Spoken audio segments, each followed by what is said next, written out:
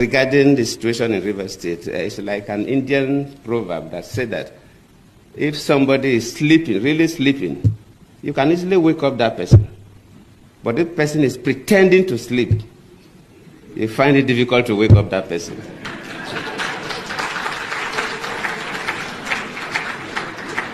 The key actors in Nigeria, from executive to the legislature, luckily Senator Binta and others are here, and the judiciary, they know the correct thing to do. But they are refusing to do it. They are pretending to sleep. And waking such a person is extremely difficult because the person knows the right thing. A clear abuse of offices, clear abuse of power, clear abuse of privileges, cutting across from the three arms of government, from the executive to the parliament to the judiciary. And I always plead with our people that whatever we do affects everybody. And sometimes we do things and we think that it doesn't affect us.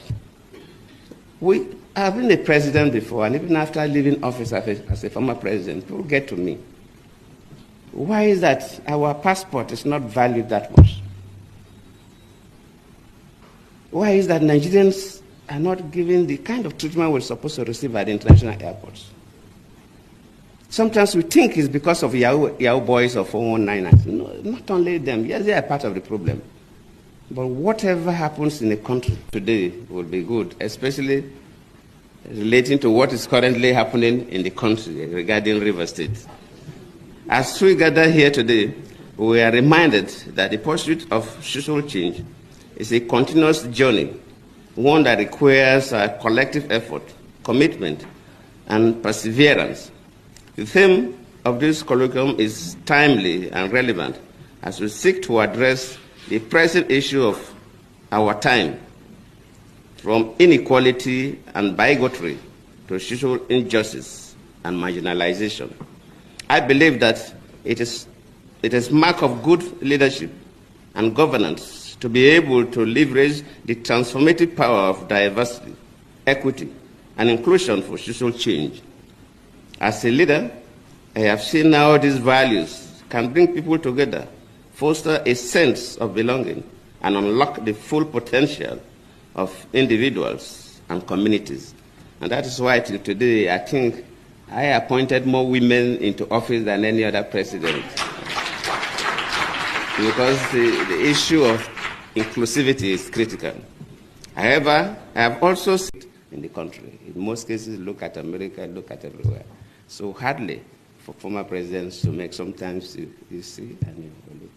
And of course, what is happening in Nigeria today regarding the situation in River State, it's like an Indian proverb that said that if somebody is sleeping, really sleeping, you can easily wake up that person. But if the person is pretending to sleep, you find it difficult to wake up that person.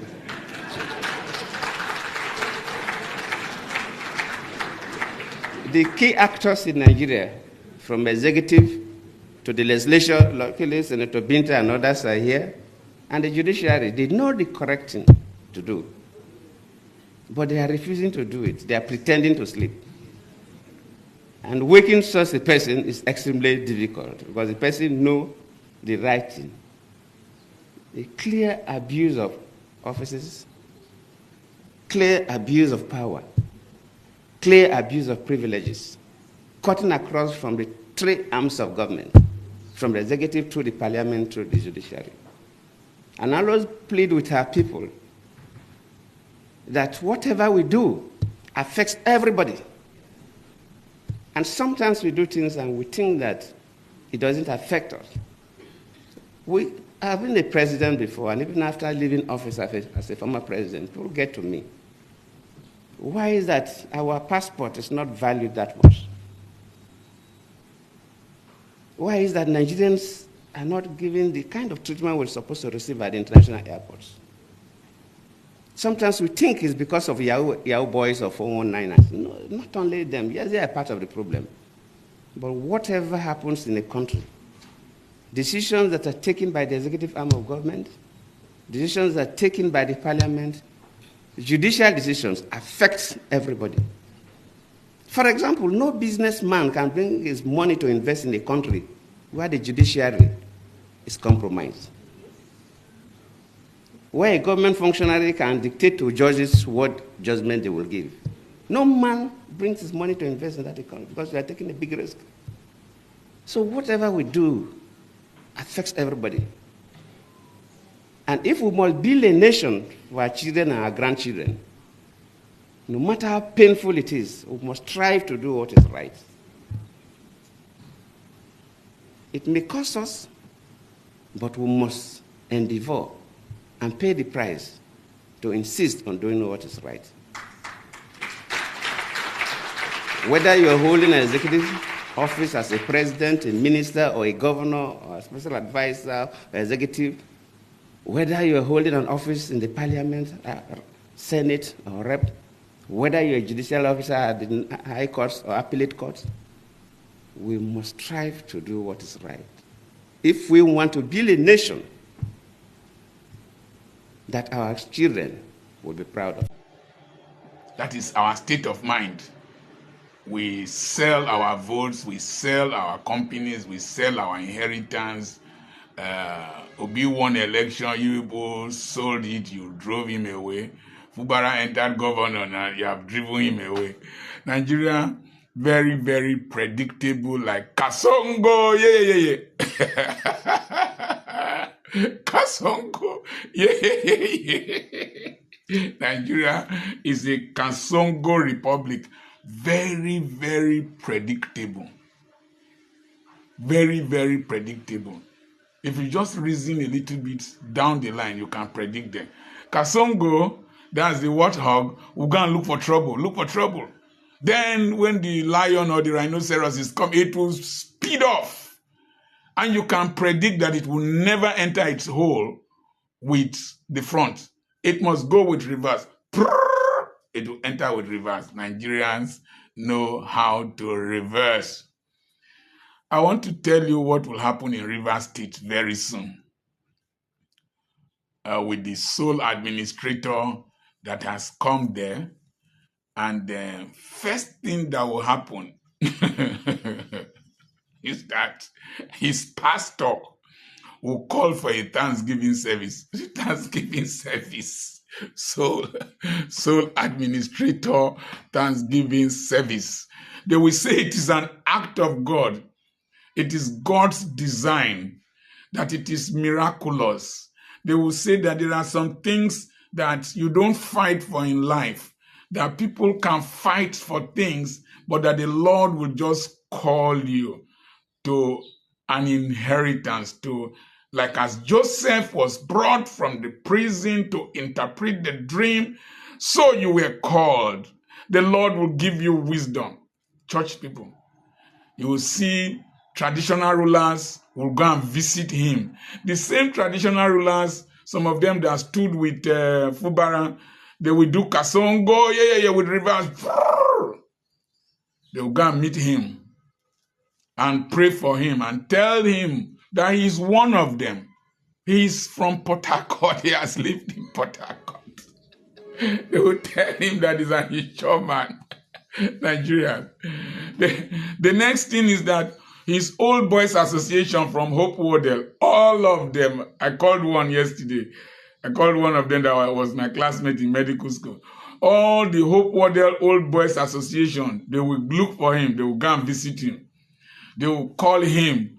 Then all the contractors will start going to government house to look for contracts. Even those who criticize the state of emergency, they will go, they will do Kasongo, yeah. They will go and look for contracts. Before you know it, Fubara, Afarokiri Boroyan, they played him like football away.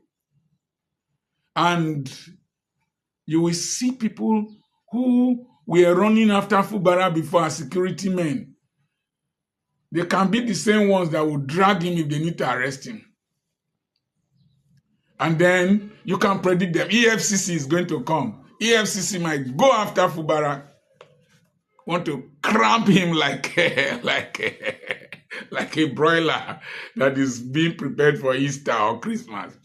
But the danger of EFCC going to cramp Fubara is that guy knows so much that can pull the house down. The heavens that people are saying will not fall, Fubara can make it follow. The heavens over Nigeria has no pillar. In fact, the heavens over Nigeria is already close to our head. Fubara will just chook and pull and down. Rain go follow. The stars will fall on people's heads. Nigeria, very, very predictable. The Senate, when they're supposed to do count vote to no 2/3 majority. Melchizedek don't calculate her. Bros Melchizedek, don't mind me. Bros Melchizedek don't calculate them. Consistency, if they add APC votes in the Senate, House of Rep, come and add the other parties, they no go get 2/3 majority. So they delayed, the debate. It did not become an open debate. It became a closed, Nigeria. Machere. Constitution is Sirina. Machere.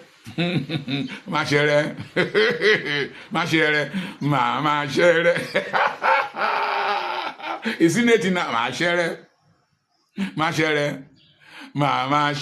House of Reps. Machere. Oh, judiciary. Machere. Share in means to sell. You sold the judiciary, you have sold the Senate, you have sold the House of Rep. During primaries, you sold it. PDP primaries, Machere. APC primaries, Machere. Obi won election, Machere. You people sold it. Machere. Nigerians have no principles. And so, you will see those people. We are Ijaws. Let alert hit some people's account. That kind of alert that runs down battery. He gets some kind of alert. He gets some kind of alert. When you receive the money too big, the battery go run down. You go charge them before you know what you receive. Share. Also, when big go do, share. Only when do logo or share. Your mother bought pussycat, you people sold it. Sold it. The pussycat supposed to catch rats. I hope you know the code. People were supposed to catch people when they chop our fish, chop our meat. Chop this thing for us. Mama share. Only when do look share. This country very, very predictable. People can sell their mothers, betray their fathers for mama share.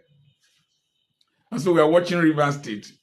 The resources that they said they should not release to Fubara. Mama share. Let me speak again. They don't release them. We can't see who go control resources. So Nigeria is a Kasongo republic. Very, very predictable. Very, very predictable. I am your friend, very crazy friend, Dr. Charles Apoki. I know they normal. No look for my trouble. I know they normal. As you see me here, so I don't die. Now spirit they talk to you, so don't frighten me with anything. I don't die. I know they normal. Huh? You yourself, you know they normal, Lord. I have a webinar coming up in April. I will do that webinar from the UK. Send the message to +234 80 21 21 92 62. And then we'll have properties for sale. I'll be in the UK from on the 14th of April. People are already reaching out. People reaching out from different cities. I will tour the 4 countries that make up the UK. But I don't know if I will be willing to go back there. I have so many grounds to cover. There are so many lands to cover in the world. After the UK, Good. We are against it. And as simple as that. At every point in time, if you look at Fubara, what is the issue? When he was elected, he opened his, that was supposed to be his about leadership. It's not about enmity. He cannot be loyal to Wike. And people say I think we visited him. people say they don't do Tabasco in that area. Bros, yes, because that's the kind of philosophy they want to introduce. You can see, even though when it became very clearly, that the Igbo influence in the South was being diminished as a result of that war, they encouraged it too. I can tell you. But what did Igbo do? Igbo stayed and continued to do their things. You can see what, so the video that went viral a few months ago, that upon all the abundant properties they claim that they have possession on, that Igbos have come back to buy all of them. But these are the people that have deep resources, too many resources that are already on the hand of the Northerners. That's what I'm telling you, that time has come for the light of Asem Dokuba and the rest of them to be incapacitated. We want to see fresh rise of Tombolo. I want to see fresh rise of the likes of this men coming to define the real truth, not coming to embrace the real reality, a higher reality. That's what we are seeking for. The Igbo have never tampered with the resources. Those who are enjoying it now are still putting the entire Ijaw nation down into the gutters. And I think it is time, for whatever reservation they might have had in the past, to put it aside and know that Nigeria has become a threat and a common enemy. And at this point, Asem Dokubo, who's also saying a different thing now, to also remember there was a time it came very clearly that it is Bola Ahmed Tinubu or not. It was so obvious. But why is it that the job people are not asking him questions now? I was thinking that we have informed, our democracy have informed beyond God. No, see, in the absence of justice, democracy is justice, is built on justice. The foundation of democracy in any part of the world is built on justice. And without justice, outside justice, without justice, my brother, people will think otherwise. And that is what is happening now. The Ijaw nation has been destroyed as a result of pollution, as a result of oil drilling in that area. The federal government, up to this moment, how many years from now, has not deemed it fit even to clean common Ogoni land. Up to this moment. And Ogoni is the most polluted place in the whole world. You can see. But what they are fighting now is to put an administrator there and make sure that the resources they continue to come unhindered. Because of what you just said, the federal government have acknowledged that the fund that was seized from Rivers State had not been released to the. Yeah, what it show you is it was clearly a deliberate act, and it is very unfortunate, that the senators, apart from Seriki Dixon, Engineer Baribe, and I think Tambuwa and the rest of them who walked out of this, calamity. And we are seeing people protesting why they should even carry out such a thing. Important is at this point in time is to put everything on the table and let the Ijaw nation side. But let me tell you, from the Biafran Charter and the Biafran Constitution that is coming up any moment from now, and some of it has been made public. It shows that every resources that is coming from Ijaw land will be for the Ijaw people. But if I may ask this question, do you advise the Ijaw nation to collapse their struggle for Ijaw sovereignty into Biafra struggle? Bros, every ethnic group in Nigeria, in Biafra land, is a nation. In a nation. Every ethnic nationality in Biafran land is seen as a nation. No. And yes, he's seen as a nation on his own. But when we are talking about,